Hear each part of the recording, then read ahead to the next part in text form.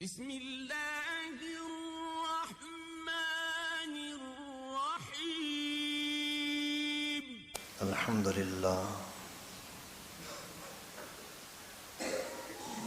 للہ نحمده ونصلي ونسلم على رسوله الكريم اما بعد فاعوذ باللہ من الشیطان الرجیم بسم اللہ الرحمن الرحیم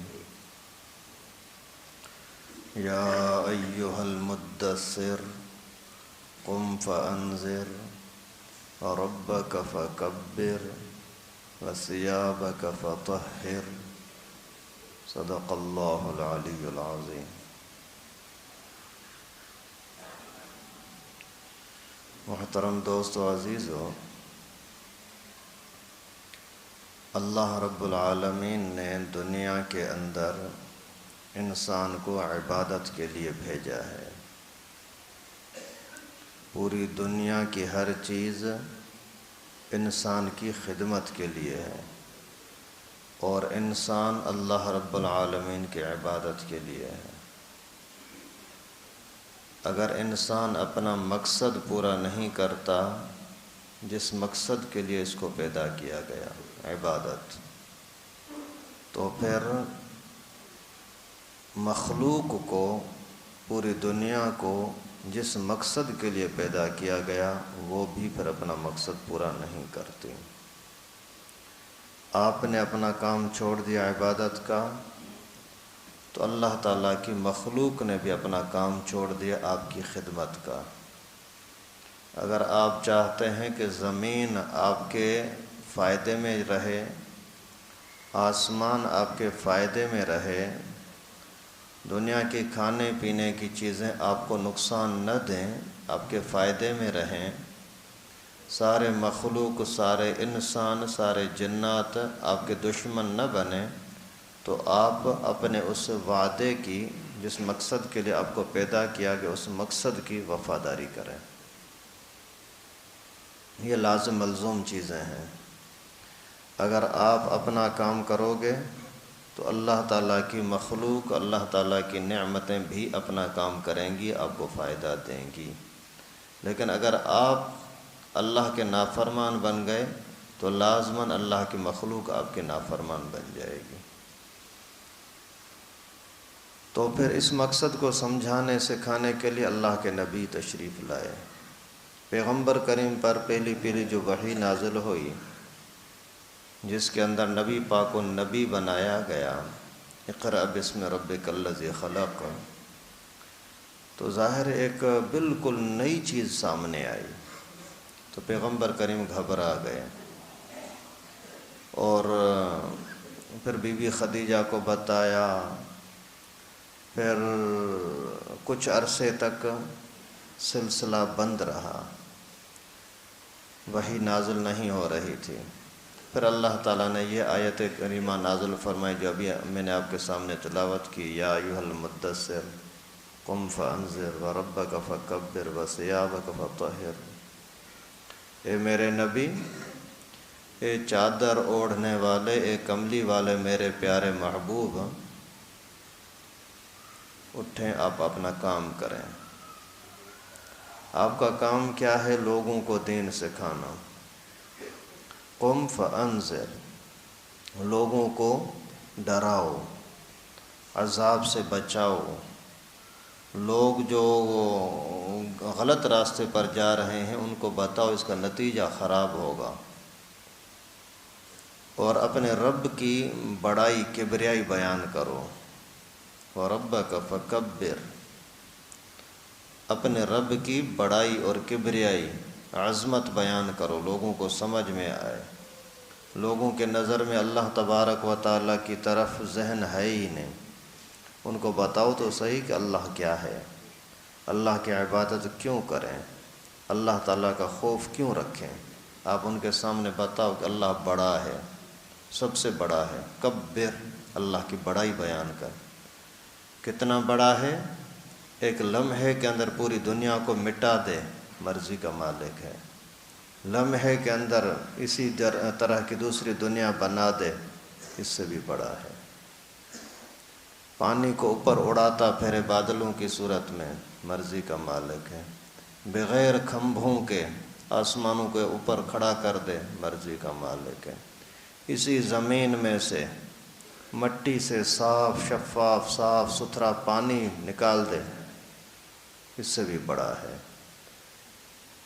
اسی ہی زمین کے رگوں میں، نالیوں میں پیٹرول بھی ہے، ڈیزل بھی ہے، گیس بھی ہے، مٹی کا تیل بھی ہے، اور کھارا پانی بھی ہے، میٹھا پانی بھی ہے۔ ان میں سے ہر ایک کو جدا کر کے آپ کی ضرورت کو پورا کرنا، یہ بھی اللہ کا کام ہے۔ اتنی بڑی کبریائی والا اللہ، اسی کی بڑائی لوگوں کو بتاؤ تاکہ لوگ اللہ کی طرف متوجہ ہوں، ان کا دل بھی مانے کہ واقعی میں کچھ نہیں، دنیا کی چیزیں کچھ نہیں، جو کچھ ہے واقعی اللہ ہے، یہ ان کے سامنے پیش کرو۔ لیکن اس کے لیے ضروری ہے کہ اپنا آپ سیدھے رہیں۔ اس کے لیے فرمایا وَثِيَابَكَ فَطَهِّرْ، اپنے آپ کو صاف ستھرا رکھو۔ آپ اگر صاف ستھرے ہوں گے تو لوگ آپ کی باتیں مانیں گے، آپ اگر ستھرے نہیں ہوں گے تو لوگ آپ سے دور بھاگیں گے، آپ کی بات نہیں مانیں گے۔ یہ ہے اس مسلمان کے پیدائش کا بنیادی سبب، بنیادی کام جو انسان کا وہ یہی ہے کہ ٹھہرا نہ رہے، پڑا نہ رہے۔ حضرت مولانا عبد المجید سید عبد المجید ندیم شاہ صاحب رحمہ اللہ فرماتے تھے، اہل سنت والجماعت کا کام ہے پیغمبر کریم کے سنتوں پر چلنا، والجماعت صحابہ کی جماعت۔ یہ ہم جو اپنے آپ کے اوپر نام لگاتے ہیں کہ ہم سنی ہیں، یعنی اہل سنت والجماعت ہیں، نبی پاک کے طریقوں کو بھی اپنانے والے تو صحابہ کے طریقوں کو بھی اپنانے والے۔ لیکن آج کل لگتا ہے، حضرت فرماتے تھے، آج کل لگتا ہے کہ سنی اہل سنت والجماعت سے نہیں، سنی سن سے بنے ہیں، سنی سن سے بنے ہیں۔ جیسے کسی آدمی کا ہاتھ سن ہو جائے، شل ناکارہ ہو جائے، کسی کام کا نہیں ہوتا، تو مسلمان بھی آج کل سن ہو گئے ہیں، نہ خود اپنی فکر کرتے ہیں نہ دوسروں کی فکر کرتے ہیں۔ اسلام نے تو اس کو اپنی فکر کے ساتھ ساتھ دوسروں کی فکر کا حکم دیا ہے۔ پیغمبر کریم صلی اللہ علیہ وسلم تو نبوت سے پہلے بھی اللہ کی عبادت کرتے تھے، لیکن اللہ رب العالمین نے فرمایا قم فانذر، صرف اپنی عبادت کافی نہیں، دوسروں تک بھی جائیں۔ کیا کریں؟ دوسروں تک بھی جائیں، اور دوسروں تک جا کر کے کیا کرنا ہے؟ اللہ رب العالمین کا تعارف کروانا ہے، لیکن اس کے لیے اپنے آپ کو سیدھا کرنا ضروری ہے۔ اور آج کے مسلمان ہیں اربوں کی تعداد میں، کئی کروڑوں سے بڑھ کر، لیکن حال یہ ہے کہ مولوی بیچارے دین کو آگے پھیلانا تو چھوڑو، جو اپنے آپ کو دیندار کہہ رہے ہیں ان کو سنبھال بھی نہیں سکتے۔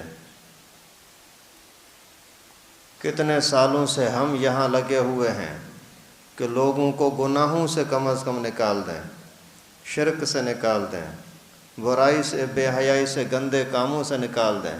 سارے مولوی بیچارے، ائمہ کرام، علماء، مفتیان کرام، سارے اسی دندے میں لگے ہوئے ہیں کہ لوگوں کو آگے بڑھنا تو چھوڑو، اپنے آپ کو سنبھالنا تو آ جائے، لیکن اپنے آپ کو سنبھالنے کے لیے تیار نہیں ہیں۔ ہمارے مسلمان کلمہ پڑھنے والے، نماز پڑھنے والے، کاروبار کے اندر حرام کرتے ہیں، ان کو احساس نہیں ہوتا، شادیوں کے اندر حرام کرتے ہیں، ان کو احساس نہیں ہوتا، اولاد کی تربیت کے اندر حرام کرتے ہیں، ان کو احساس نہیں ہوتا۔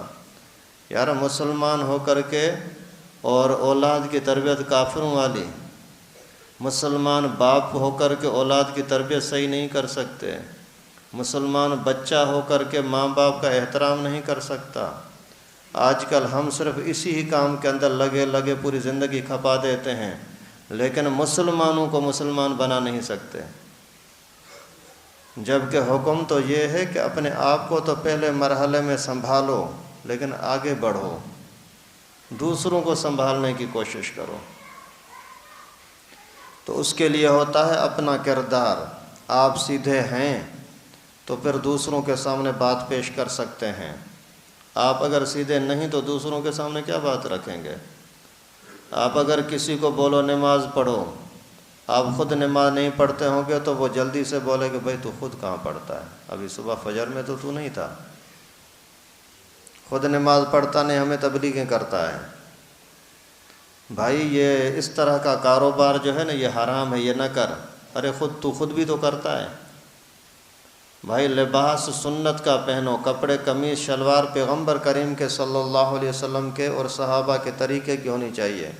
تیری شلوار کون سی اچھی ہے، کون سی سنت والی ہے؟ اپنے پینچے تو دیکھ، اپنے ڈیزائن تو دیکھ کپڑوں کی۔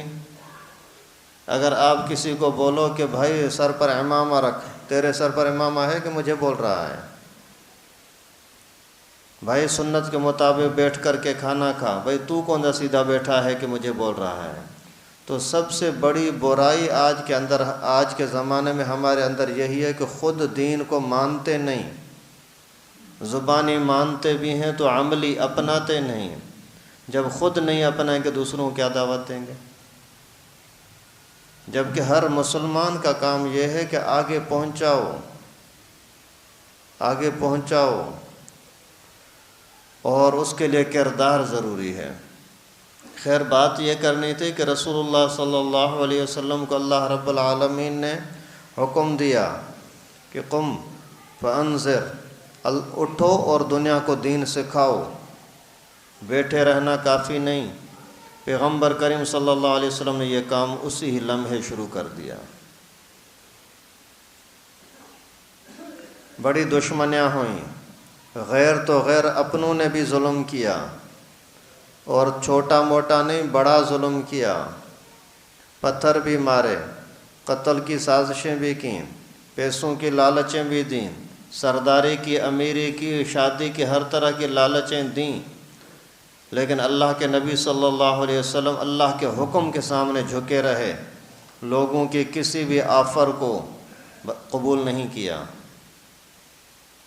آخر یہ مکی زندگی کا سلسلہ چلتا رہا اور کام کے اندر لگے رہے۔ یہ نہیں کہ کوئی ایک لمحے کے لیے بھی پیغمبر کریم نے کام کے اندر سستی کی ہو، سوال ہی پیدا نہیں ہوتا، دن ہو رات ہو، لیکن اپنے کام میں لگے رہے۔ یہ نہ کہ دینی کام کی وجہ سے پھر اپنے گھریلو کاموں کو چھوڑ دیا، ایسا بھی نہیں کیا۔ بیوی بھی ہے، بچے بھی ہیں، ان کی پرورش بھی ہے، اور اپنے گھر کے لیے کھانے پینے کا انتظام بھی ہے، لیکن اس کے ساتھ ساتھ اللہ کے نبی صلی اللہ علیہ وسلم دین کے کام میں بھی دن رات لگے ہوئے ہیں۔ آج ہم میں سے اگر کوئی بندہ دین میں لگتا ہے تو گھر والے در بدر، اور گھر کے کمانے میں لگتا ہے تو دین کی پرواہ ہی نہیں۔ یہ سنت تو نہیں ہے۔ اور اگر کوئی یہ بولے کہ بھائی دین کے کام کے لیے تو مالدار ہونا ضروری ہے، اپنا گھر کے لیے مال آئے گا، کمپنیاں ہوں گی، کاروبار ہوگے تو پھر جائیں گے، یہ بھی جھوٹ ہے۔ پیغمبر کریم کا کوئی اپنا ذاتی بڑا کوئی کاروبار نہیں تھا، موقع مناسبت سے جو بھی مزدوری ہوتی وہ کر لیتے تھے، گھر کا گزارا بھی کرتے تھے اور دین کا کام بھی کرتے تھے۔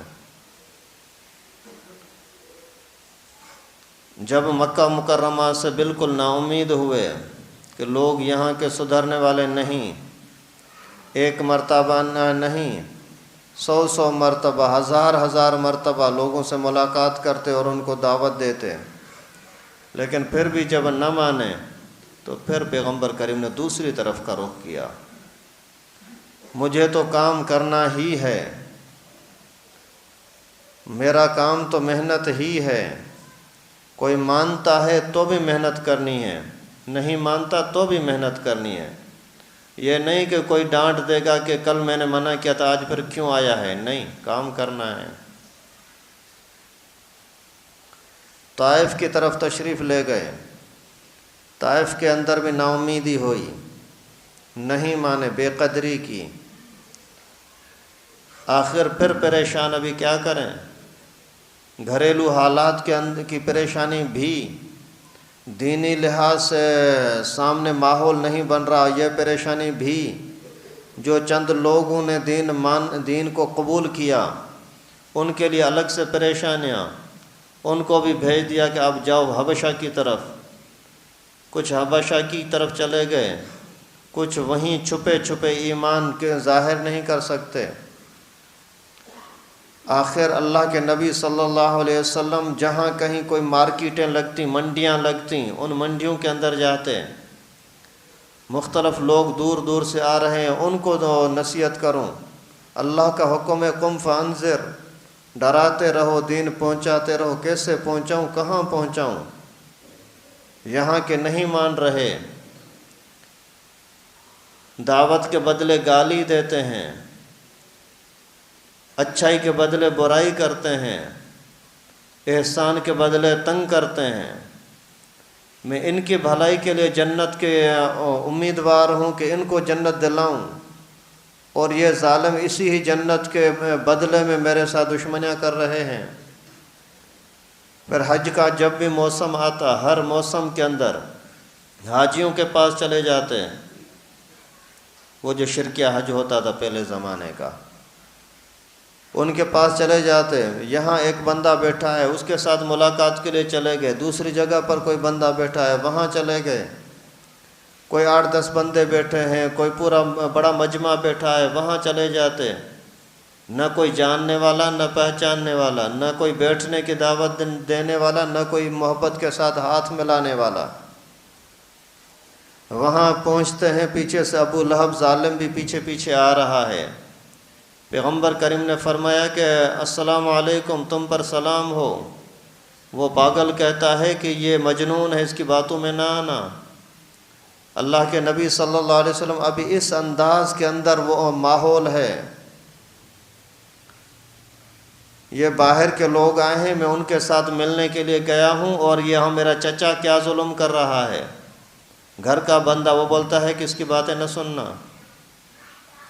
آج کل اگر کوئی آپ کے ہاں کوئی رشتے مشتے کی معلومات کے لیے آ جائے کہ بھائی ہم اس گھرانے کے ساتھ رشتہ کرنا چاہ رہے ہیں، اس کے ساتھ کاروبار کرنا چاہ رہے ہیں، یا اس کے ساتھ دوستی ہو رہی ہے، باہر کا بندہ آ کر کے محلے والوں سے پوچھے کہ یہ بندہ کیسا ہے، اور وہ بندے آپ کے پیٹھ پیچھے نہیں، آپ کے سامنے ہی بولیں کہ یہ برا ہے، آپ کے دل پر کیا گزرے گا؟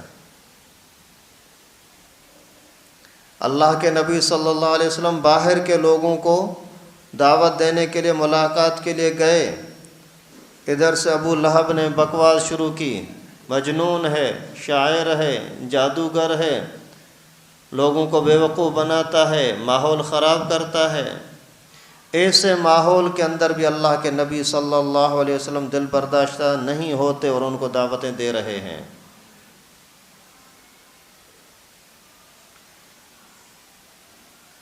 جب یہاں بالکل نا امید اللہ تعالیٰ سے دعائیں بھی کر رہے ہیں اور محنت بھی کر رہے ہیں۔ ہمارے اندر آج کل یہ بھی ہوتا ہے، محنت کرتے ہیں، دعائیں نہیں کرتے۔ کچھ لوگ پھر دعائیں کرتے ہیں، محنت نہیں کرتے۔ دونوں کام ضروری ہے۔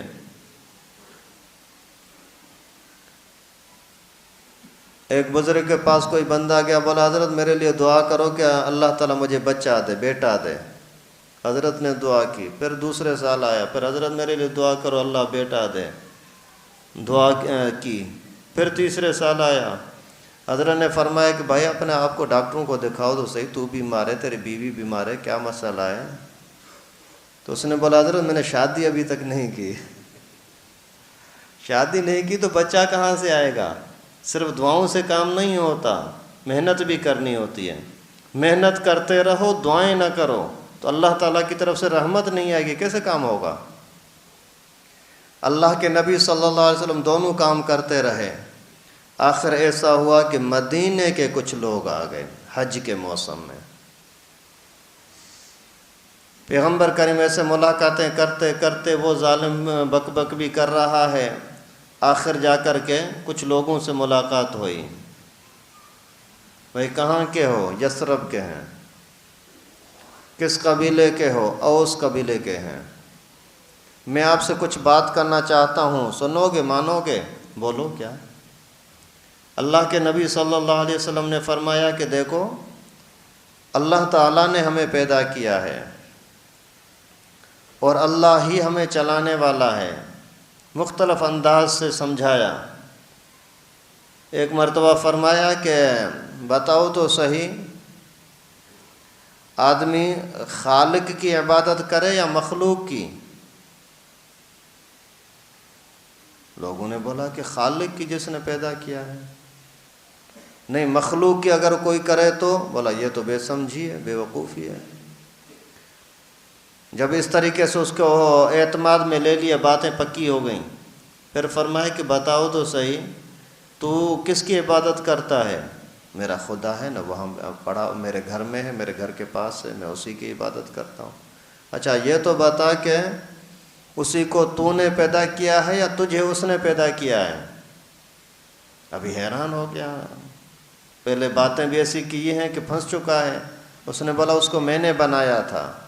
اچھا یہ بتاؤ بھلا آسمانوں کو کس نے بنایا؟ اسی مشرک نے بولا کہ اللہ نے۔ بارشیں کون برساتا ہے؟ بولا اللہ۔ بولا تیرا خدا پہلے پیدا ہوا تھا جس کی عبادت کرتا ہے، وہ پہلے بنا تھا، پیدا ہوا تھا، یا تو؟ بولا میں پہلے بنا تھا، تبھی تو بعد میں بڑا ہو کر کے میں نے اس کو بنایا۔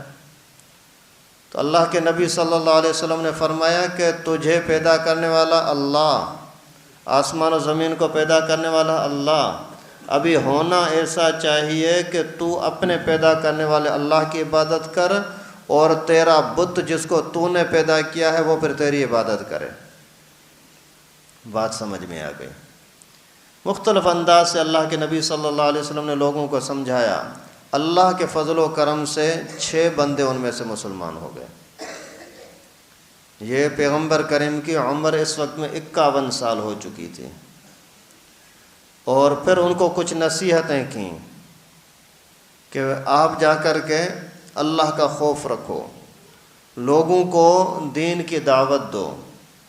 اور یہ مدینے کے جو اوس قبیلے کے لوگ آئے تھے، وہ کہتے ہیں کہ جیسے ہی اس بندے نے حسین جمیل چہرے کے ساتھ اور خوبصورت باتیں ہمارے سامنے پیش کیں تو ہمیں یہودیوں کی باتیں یاد آ گئیں۔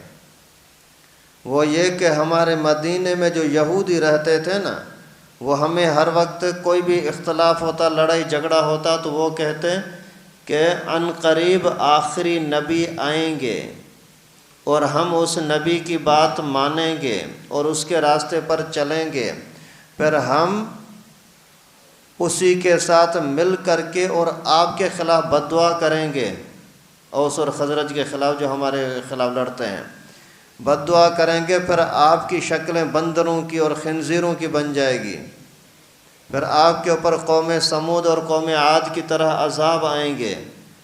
تو یہ کہتے ہیں کہ یہ 6 بندے جو آئے تھے مدینے کے، یہ کہتے ہیں کہ ہمیں اسی وقت میں دل میں لگا کہ یہ جو یہودی بات کرتے ہیں وہ شاید یہی ہے۔ ہم نے اس کا چہرہ چمکدار دیکھا، نورانی باتیں سنی اور وحی والا قرآن تلاوت سنی، اس کے بعد ہمارے دل کے اندر ایمان کا نور چمک اٹھا، اور ہم نے پھر اسی وقت فیصلہ کیا کہ ایسا نہ ہو کہ یہودی آ کر کے اس کے ساتھ ملاقات کریں اور وہ ہم سے آگے بڑھ جائیں، ہم پہلے ہی اس کی بات مان لیتے ہیں۔ 6 بندے مسلمان ہوئے، واپس چلے گئے اپنے مدینے میں۔ ابھی اللہ رب العالمین کو یہاں کے لوگوں کی ہدایت منظور تھی، مکے کے لوگوں کو ہدایت نہیں ملی، نہیں دی اللہ نے، مدینے کے دور والے لوگوں کو ہدایت دی۔ اس کے اندر بھی کوئی اللہ کی حکمتیں ہوں گی۔ بعد میں جا کر وہی مکے کے لوگ بھی مسلمان ہوتے ہیں، توبہ طائب بھی ہوتے ہیں، جو ظلم کیا ان کی معافیاں بھی مانگتے ہیں، لیکن ابھی تک نہیں۔ یہ شاید امت کو سبق دینا مطلب تھا۔ آپ کے گھر کے لوگ مانے نہ مانے اور دین کو چھوڑنا نہیں، خاندان کے لوگ مانے نہ مانے، عزت کریں یا بے عزت، لڑیں یا محبت، ہر حال میں آپ کو دین پر چلنا ہوگا۔ یہ گئے جا کر کے وہاں کام شروع کر دیا، پورا سال یہ کام کرتے رہے۔ سال کے اندر کچھ لوگ نبی پاک کی بات ماننے کے لیے، سننے کے لیے تیار ہوئے، ماننے کے لیے بھی نہیں۔ پھر اگلے سال کافی سارے لوگ آئے، ان میں سے صرف 6 اور بندوں نے اسلام قبول کیا، ٹوٹل 12۔ جب 12 بندے ہو گئے تو پھر انہوں نے درخواست کی کہ حضرت ہمیں اگر آپ استاد دے دیں، ہمارے ہاں جا کر کے محنت کریں۔ پھر پیغمبر کریم صلی اللہ علیہ وسلم نے حضرت مصعب بن عمیر کو وہاں بھیج دیا اور حضرت عبداللہ بن ام مکتوم کو، انہوں نے جا کر کے وہاں کام کیا۔ پھر اگلے سال کافی سارے لوگ آ گئے، تقریباً 70 سے زیادہ لوگ، 73 مرد اور 2 عورتیں، انہوں نے بھی آ کر کے پیغمبر کریم صلی اللہ علیہ وسلم سے ملاقات کی اسی حج کے دوران، اور کوئی ملاقات کا ٹائم ممکن نہیں تھا۔ وہاں دن کو تھوڑی سی تنہائی میں کہیں ملاقات ہو گئی، پیغمبر کریم نے ان کو فرمایا کہ ابھی کیا کرنا ہے؟ انہوں نے بولا حضرت اتنے لوگ ماننے کے لیے تیار ہیں، آپ کے ساتھ بیٹھنے کے لیے تیار ہیں، لیکن کہاں بیٹھیں؟ پیغمبر کریم کو اپنے گاؤں میں، مکے میں ایسی جگہ نہیں تھی جہاں مہمانوں کو ٹھہرا سکیں۔ مقامی لوگ اتنے دشمن تھے، محلے کے لوگ اتنے دشمن تھے۔ پھر بات یہ ہوئی کہ رات کو آدھی رات کے بعد میں آپ کے پاس آؤں گا۔ ان کے دل میں بھی مقدر میں ہدایت تھی، چاہت تھی، اندر کے پلیت نہیں تھے، اللہ تعالیٰ نے راستہ کھولا۔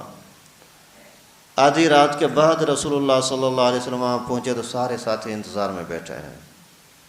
پیغمبر کریم جو آدھی رات کو گھر سے نکل کر کے جانے لگے تو عباس کو پتہ لگا، چچا کو، کہ یہ کہاں جا رہا ہے اس وقت۔ پوچھا کہاں جا رہے ہو؟ فرمایا کہ چچا کہیں جانا ہے مجھے۔ نہیں، میں بھی آپ کے ساتھ چلتا ہوں۔ دشمنی میں نہیں، کافر تھا، ابھی تک مسلمان نہیں ہوا تھا، لیکن دشمنی میں نہیں، محبت میں پیچھے چل پڑا۔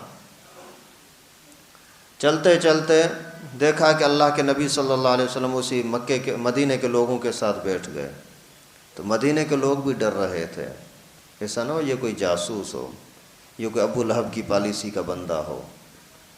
پیغمبر کریم نے ان کو فرمایا کہ یہ مسلمان تو نہیں، مجھے مانتا تو نہیں، لیکن اس سے خطرہ بھی نہیں ہے، منافقی بھی نہیں کرے گا۔ پھر بات چیت ہوئی، بات کرتے کرتے اللہ کے نبی صلی اللہ علیہ وسلم نے فرمایا دیکھو، اگر آپ واقعی اللہ کی بات ماننے کے لیے تیار ہو، میری بات ماننے کے لیے تیار ہو، تو میں مکے کو چھوڑ کر آپ کے پاس آنے کے لیے بھی تیار ہوں، لیکن یہ نہ کہ وہاں پہنچنے کے بعد پھر تم دھوکہ کرو۔ ہمیں کرنا کیا ہوگا؟ اللہ کے سوا کسی اور کی عبادت کی اجازت نہیں، قبول ہے۔ کسی کو بھی اللہ کے برابر سمجھنے کی اجازت نہیں، یہ پہلی ملاقات کے اندر شرک کرنے کی اجازت نہیں، نفع نقصان کا مالک اللہ، پوری وحدانیت توحید ان کو سمجھا دی۔ حضرت بالکل قبول ہے، اور میں اگر آؤں گا تو میری وجہ سے دشمنیاں ہوں گی، پھر کیا کرو گے؟ اللہ کے رسول ہم آپ کے ساتھ ہوں گے۔ اور ادب اخلاق کی ساری ان کو سبق دے کر کے پھر انہوں نے پوچھ لیا کہ حضرت اگر یہ سارا کچھ ہم کریں تو ہمیں ملے گا کیا؟ پیغمبر کریم نے فرمایا اللہ کی رضا اور جنت، اللہ کی رضا ملے گی اور جنت ملے گی۔ تو انہوں نے اسی ٹائم پر سب نے 75 بندوں نے اعلان کیا کہ ہم آپ کے ہاتھ پر بیعت کرنے کے لیے تیار ہیں، مسلمان ہونے کے لیے تیار ہیں۔ اس میں پھر حضرت عباس نے باتیں شروع کی، سنو یہ یہاں بڑی عزت والا بندہ ہے، دشمن بھلے میں دشمنی کرتے ہیں لیکن اپنے خاندان کے اندر عزت والا ہے، اتنی دشمنیوں کے باوجود ابھی یہ اس کے 53 سال عمر ہو رہی ہے، ابھی تک ہم نے اس کی حفاظت کی ہے۔ ایسا نہ ہو کہ آپ کے پاس آ جائے اور پھر آپ ہمارے بندے کو نقصان دو، ایسا نہ ہو کہ آپ کسی طریقے سے اس کو تکلیفیں دو۔ انہوں نے بولا کہ نہیں، ہمیں سب کچھ برداشت ہے۔ پھر انہی میں سے ایک بندے نے اٹھ کر کے، مدینے کے لوگوں میں سے ایک نے اٹھ کر کے بولا سنو، اس بیعت کو اتنا ہلکا نہ سمجھو کہ بس یہاں رات کے آدھی رات کے اندھیرے کے اندر ہم نے بیعت کر دی، بس بات ختم۔ ان کی وجہ سے مکے کے لوگ تمہارے دشمن بنیں گے، عرب تمہارے دشمن بنیں گے، عجم تمہارے دشمن بنیں گے، جن یہودیوں کا تمہارے پر قرضہ ہے وہ تمہارے دشمن بنیں گے۔ آپ سب کے ساتھ دشمنی کرنے کے لیے تیار ہو؟ تو اس وقت بھی سب نے یہی بولا کہ اگر اللہ کی رضا مل جاتی ہے، جنت مل جاتی ہے تو ہم راضی ہیں۔ اللہ کے نبی صلی اللہ علیہ وسلم نے فرمایا کہ جنت کے اندر تمہارے لیے بازاریں لگیں گی اور بازاروں کے اندر دنیا کی ہر طرح کی چیزیں جو آپ کے نظر میں آتی ہیں ان سے بڑھ کر عظیم چیزیں وہاں نظر آئیں گی، جو چاہو گے آپ کو مفت میں ملیں گی، اور خوش ہو گئے اللہ کے رسول ہمیں ملیں گی؟ پیغمبر کریم نے فرمایا ہاں۔ انہوں نے مان لیا کہ ہم سب کچھ کرنے کے لیے تیار ہیں، سب دشمنیاں برداشت کرنے کے لیے تیار ہیں۔ اللہ کے نبی صلی اللہ علیہ وسلم نے اس کے بعد صحابہ کرام کو بھی حکم فرمایا آپ وہاں جاؤ بھلے ہجرت کر کے۔ تو یہاں ماحول نہیں تھا، لیکن پھر بھی پیغمبر کریم نے محنت کو چھوڑا نہیں، محنت کرتے رہے، اور پھر آخر مرحلہ ایسا آ گیا کہ مصعب کو وہاں دھمکیاں بھی ملیں، مدینے میں جن استاذوں کو پیغمبر کریم نے بھیجا ان کو دھمکیاں بھی ملیں، اور اسید بن حضیر ایک بڑا بادشاہ یعنی اپنے قبیلے کا سردار تھا، اسی کو جا کر کے یہودیوں نے کان بھرے، یار یہ ہمارا یہاں کا ماحول خراب کر رہا ہے۔ اسعد بن زرارہ کے پاس حضرت مصعب رہتے تھے، اس سید کو جا کر کے بولا کسی طریقے سے تو طاقتور آدمی ہے، اس مصعب کو یہاں سے بھگاؤ، نکالو۔ تلوار لے کر کے آ گیا اس سید مصعب کے پاس، یہاں کیوں آئے ہو، فتنہ مچا رہے ہو، سامنے آ کر کے بک بک کرنے لگا۔ تو حضرت مصعب نے بڑے ادب احترام کے ساتھ، اسلامی ادب احترام کے ساتھ، اسلامی ادب یہی ہوتا ہے کہ گندا آدمی بک بک کرتا ہے، اچھا آدمی وہی ادب اخلاق سے بات کرتا ہے۔ حضرت مصعب نے فرمایا آپ بیٹھ کر کے میرے ساتھ بات کریں اگر گنجائش ہو۔ بولتا ہے ٹھیک ہے۔ چند باتیں اللہ کے نبی کے نمائندے نے پیش کی، الحمدللہ وہ اسی ٹائم پر مسلمان ہو گیا۔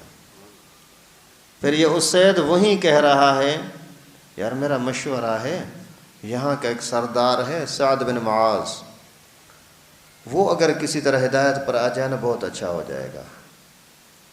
اچھا اس کے لیے کیا ہو سکتا ہے؟ بولا میں جاتا ہوں دیکھتا ہوں۔ وہاں جا کر کے سعد کو بولا یار سنا ہے اسعد بن زرارہ کو لوگ مارنا چاہتے ہیں، کیوں؟ پتہ نہیں کوئی پرانی دشمنی ہوگی۔ تو سعد جلدی سے آیا، بولتا ہے میں اسعد بن زرارہ سے بات بھی کرتا ہوں اور مصعب کو بھی نکالوں گا، مسلمانوں کے استاد کو بھی نکالوں گا، اور اپنے خاندان کی قوم پرستی کے بنا پر ہمارا جو خاندان کا بندہ اس کے ساتھ کوئی لڑے گا کیوں؟ تو وہاں جا کر کے جیسے پہنچا تو اسعد سے کہا، سعد نے کیا بات ہے، کس کا تمہیں خطرہ ہے؟ بولا آجو آجو بیٹھتے ہیں اندر۔ جا کر کے حضرت مصعب کے پاس لے گئے، حضرت مصعب کے ساتھ تھوڑی بات چیت گپ شپ ہوئی، اسی کو پھر دین جی کی دعوت دی، وہ بھی الحمدللہ مسلمان ہو گیا۔ ابھی یہ حضرت سعد ابن معاذ وہ چلے گئے اپنے خاندان والوں کے پاس، اکٹھا کیا لوگوں کو، بھائی مجھے آپ کیسا سمجھتے ہو؟ بڑے اچھے، بڑے نیک، بڑے شریف، بڑے عزت والے، احترام والے، بڑے عقل مند، ہوشیار، ذہین۔ پھر قسم کھا لی کہ اگر آپ مسلمان ہوتے ہو تو میرا تمہارے کے ساتھ رشتہ تعلق بھی ہے، اگر مسلمان نہیں ہوتے تو میرا راستہ الگ تمہارا الگ۔ اسی دن ایک ہی دن کے اندر شام تک سارے کے سارے پورا ان کا قبیلہ مسلمان ہو گیا الحمدللہ۔ تو محنت ہر حال میں کرنا یہ مسلمان کی ذمہ داری ہے۔ محنت کا نتیجہ آج نہیں تو کل ضرور ملے گا، دنیا میں نہیں تو آخرت میں ضرور ملے گا۔ اللہ رب العالمین کسی کی محنت کو ضائع نہیں کرتے۔ دنیا کی چیزوں کے دنیا کمانے کے اندر محنت کرو گے تو دنیا ملتی ہے، اچھے کاموں محنت کے اندر محنت کرو یا برے کاموں میں محنت کرو گے تو محنت کا بدلہ دنیا میں ہی ملتا ہے۔ تو اللہ رب العالمین تو ارحم الراحمین ہے، اللہ رب العالمین کے رحم اور شفقت کے برابر تو کوئی ہو ہی نہیں سکتا۔ تو وہ ارحم الراحمین اللہ، وہ کرم نواز اللہ آپ کی محنت کو کیسے ضائع کریں گے؟ تو مہربانی کریں، سارے ساتھی دین پر خود چلنے کی کوشش کریں، پھر دوسروں کو دین کی طرف لانے کی کوشش کریں. خود اپنے نماز پڑھنا شروع کر دی یہ کافی نہیں ہے، اوروں کو لانا یہ بھی ذمہ داری ہے. اللہ تعالیٰ سے دعا ہے کہ اللہ رب العالمین ہم سب کو دین کو سیکھنے کی، سمجھنے کی، اپنانے کی، آگے پہنچانے کی توفیق نصیب فرمائے. وآخر دعوانا ان الحمد للہ رب العالمین.